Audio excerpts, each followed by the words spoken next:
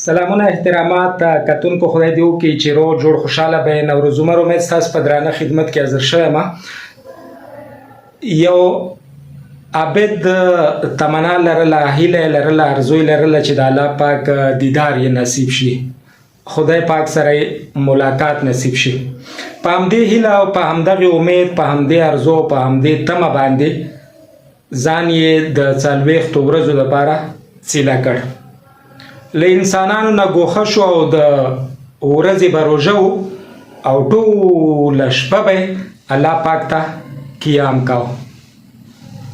په 14مه شپه ورته یو عاطفي آواز وشو او ورته وویل شو چې د آهنګرانو په کوڅه کې د پلاني آهنګر په دکان کې سبا 6 بجې حاضر شه، نو د الله دیدار به چې ده هغه به عمومي. په سبا باندې پوره 15 بجې چې ده د هغې کوڅې ته ورسېده.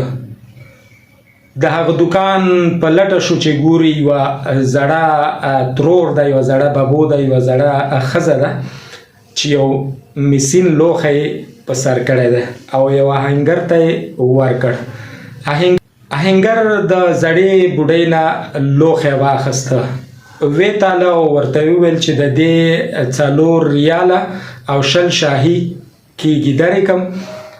ببو ورته وویل چې نشي کېدلی چې رانه په 6 ریاله واخلې. هغه ورته نه ترورې، دا خو موږ ته تاوان کوي، د دې نه پورته یې نشو درته اخیستلی.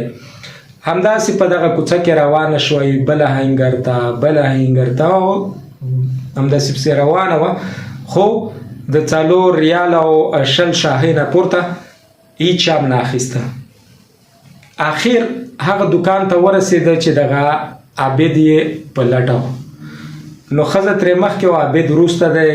عابد خپنیولی شو، دغه نظاره څاري، ګوري چې په دې کې د دغه دکاندار د آهنګر سر ټیټ دی. نو د ببو پرې غږ وکړ، دغه مسین لوښی په 6 ریاله خرڅوم، رانه اخلي؟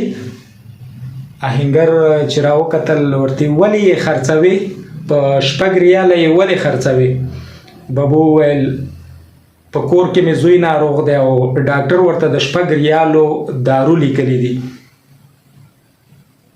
آهنګر ورته وویل ډېر ښه لوښی دی، که زما منې نو مه یې خرڅوه، خو بیا هم چې ته دومره ټینګار کوې نو زه به د دغې لوښي 25 ریاله درکم. ببو ورته وروکتل حیران دریان او ورته وویل په ما مسخرې او ټوکې کوي؟ سړي ورته وویل نه، ټوکې او مسخرې نه کوم.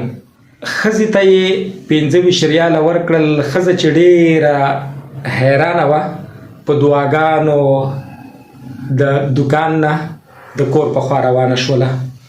عابد چې دا ټوله صحنه په خپلو سترګو ولیدله، دکاندار ته یې وویل چې ما ته خو تاسې نوي کسبګر ښکارئ، ځکه چې په ټوله کوڅه کې چا د 4 ریاله او 20 شاهۍ نه پورته په دغه لوښي باندې نه ورکولی او تا پوره 25 ریاله ورکړې.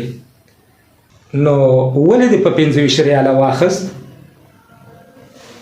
آهنګر وویل ما د لوښي قیمت نه دی ورکړی، ما پیسې ورکړې دي چې زوی ته پرې دارو واخلي او ما پیسې ورکړلې چې د زوی د 1 هفتې ګزاره او د زوی ساتنه پرې وکړي، او ما پیسې ورکړلې چې په آینده کې د کور نور لوښي خرڅ نه کړي، او ما د لوښي په بانه باندې پیسې ورکړلې تر څو په سوال روږدي نه شي. عابد چې په خپل سوال باندې ډېر زیات خجالت او شرمنده و، په ژور فکر کې لاړه او هغه د ملاقات وخت یې هم هیر شوی و.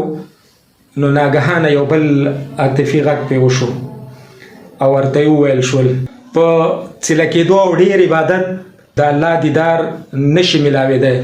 د لوېدلو خلکو لاسنیوی وکړه، راپورته یې کړه. الله وایي چې زه به پخپله ستا دیدار ته درشم، ستا ملاقات ته درشم.